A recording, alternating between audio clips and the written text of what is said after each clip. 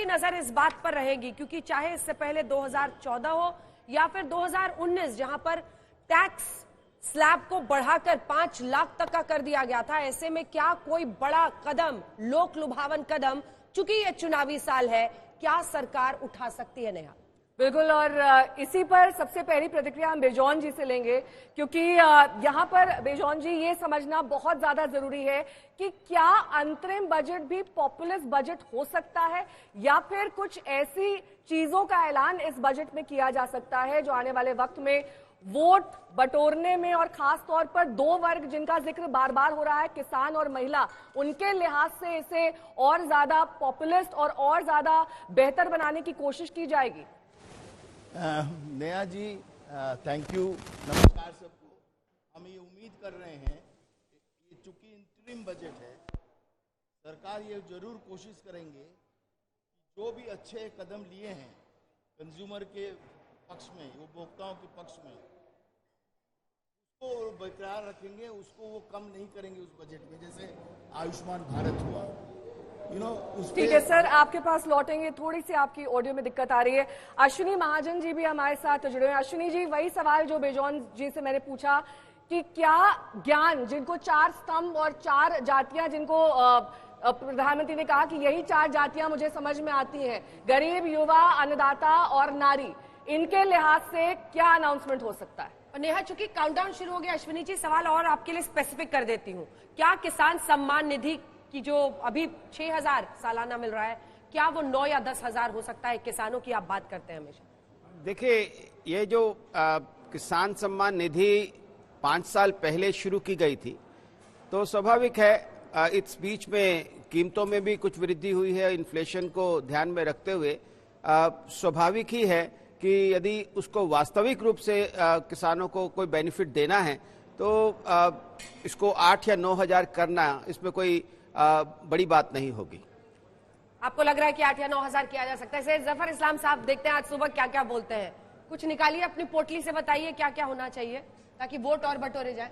नमस्कार अंजना जी, सबसे पहले तो मैं ये कहूंगा कि इंटरिम बजट है। इंटरिम बजट में कोई जो 4 महीने के खर्चे के बारे में ही ज्यादातर फोकस रहता है, लेकिन फिर भी चूंकि 5 साल का लेखा जोखा भी देना है, और साथ साथ ये एक ऐसा समय है जब आदरणीय प्रधानमंत्री जी ने बहुत साफ लफ्जों में कहा 4 पिलर है वो फोकस एरिया हमारा, वो ज्ञान, जो गरीब, अन्नदाता, युवा और नारी, ये 4 जो है हमारा फोकस एरिया। और इन चारों में हम जरूर उम्मीद करते हैं कि कुछ ना कुछ आएगा गरीबों के लिए।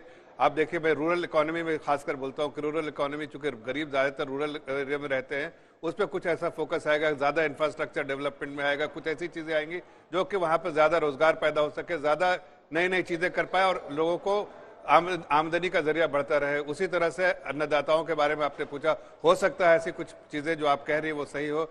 उससे अलावा जो है युवा के लिए कुछ ना कुछ जरूर आएगा इसमें, ऐसा मुझे उम्मीद लगता है। और नारी शक्ति जो है उसके लिए तो होना ही है कुछ ना कुछ। ये हमारे प्रधानमंत्री का संकल्प है कि 4 पिलर को मजबूत करना है, और ये मजबूत रहेंगे तो देश की अर्थव्यवस्था मजबूत रहेगी। देश की अर्थव्यवस्था तो वैसे ही बहुत मजबूत और तेजी से चल रही है, लेकिन अगर इन चारों में और जान फूकी जाए तो दुनिया की तेज रफ्तार चलने वाली व्यवस्था के बारे में अर्थशास्त्रियों से भी हम पूछेंगे। लेकिन इस बीच हमारे 2 सहयोगी जुड़ गए हैं तमाम जानकारी के साथ। एसोचैम से मेरे सहयोगी सईद अंसारी जुड़ गए हैं, इसके साथ ही हिमांशु मिश्रा हमारे साथ जुड़ गए हैं। सबसे पहले सईद, आपका रुख करते हुए इंडस्ट्री के दिग्गजों को क्या उम्मीद है? क्योंकि जाहिर तौर पर पॉजिटिव सेंटिमेंट्स तो होंगे ही 2024 चुनाव से पहले, लेकिन इंडस्ट्रियलिस्ट की क्या राय है? इस बार का यह अंतरिम बजट उनके लिए क्या मायने रखता है?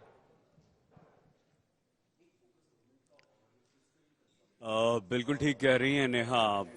इंडस्ट्री को, उद्योग को, भारतीय उद्योग जगत को इस बजट से बहुत ज्यादा उम्मीदें हैं, और क्योंकि ये अंतरिम बजट है इसलिए बहुत ज्यादा घोषणाओं की उम्मीद तो आप मत कीजिए। लेकिन इस समय हमारे साथ एक बेहद महत्वपूर्ण मेहमान हैं, राहुल गर्ग जी, जो कि चेयरमैन एसोचैम डायरेक्ट टैक्सेस हैं। वो टैक्सेस जो अंजना, आप और हम सीधे हमारी सैलरी से कट जाता है। प्रधानमंत्री नरेंद्र मोदी जब संसद भवन पहुंचे तब की तस्वीरें हैं। यहीं पर कैबिनेट की बैठक होनी है, जहां पर फॉर्मल अप्रूवल के बाद, हिमांशु एक बार आ रही हूं आपके पास। सही हिमांशु, जिसके बाद बजट लेकर 11 बजे निर्मला सीतारमण अपना 6ठा बजट संसद में पेश करेंगी। हिमांशु, देखिए, बिल्कुल 6ठा बजट पेश करेंगी, और ये पिछले कई दशकों में ऐसी पहली वित्त मंत्री हैं जो अपना छठा बजट जो है वो पेश करने जा रही हैं अंजना। और ये अंतरिम बजट है, अंतरिम बजट जरूर कहा जाएगा, लेकिन मोदी सरकार की जिस तरीके का एक वर्किंग स्टाइल है उसमें ये फुल फ्लेजी बजट की ही तरह जो है चीजों के लिए निकालते हैं, गरीब कल्याण योजनाओं के लिए। और इस बार ये माना जा रहा है 80C के अंदर जो है वो राहत मिल सकती है, यानी कि इनकम टैक्स के अंदर जो रिबेट है आम आदमी को वो ज्यादा मिल सकता है, हेल्थ सेक्टर में मिल सकता है, और किसान सम्मान निधि को 6,000 से बढ़ाया जा सकता है। तो तमाम इस तरीके की वेलफेयर स्कीम्स हैं जो प्रधानमंत्री नरेंद्र मोदी चाहेंगे कि इस अंतरिम बजट के अंदर जो है सरकार लेके आए और आम आदमी को और ज्यादा राहत हो। प्राइम मिनिस्टर का फोकस रहता है वापस चलते हैं, बिल्कुल लौट रही हूँ आपके पास, लौट रही हूँ जल्दी से। सईद को हमने बीच में टोक दिया था, सईद बात कर लीजिए। बिल्कुल अंजना और नेहा, वही टैक्सेस की बात जो आप और हम कर रहे थे, वही टैक्स की बात जो हिमांशु यहाँ पर कर रहे हैं। तो राहुल गर्ग जी, हम बहुत सीधा सा प्रश्न हमारा ये है सर, हम जो टैक्स देते हैं उसमें कुछ फायदा होगा? देखिए, ये अंतरिम बजट के अनाउंसमेंट आज होने वाले हैं और अंतरिम बजट के अनाउंसमेंट में टैक्स से रिलेटेड, कर से रिलेटेड कुछ अनाउंसमेंट होने का उम्मीद बहुत कम है। लेकिन आप तो पहले ही बजट से पहले ही डरा रहे हैं हमें। लेकिन ये बात आप ठीक कह रहे हैं कि आम आदमी के हाथ में ज्यादा इनकम रहे ताकि वो ज्यादा खर्च करे और उससे डिमांड ज्यादा बढ़े, इससे प्राइवेट इन्वेस्टमेंट ज्यादा बढ़े। ये चीज सब लोग समझते हैं, सरकार भी समझती है और उसकी कोशिश पूरी रहेगी। लेकिन मुझको ये नहीं लगता कि आज के अंतरिम बजट में इस बारे में कुछ ज्यादा। लेकिन उद्योग को क्या उम्मीद? देखिए, उद्योग के लिए बहुत जरूरी होता है किसी भी देश का वित्तीय प्रबंधन कैसा रहा।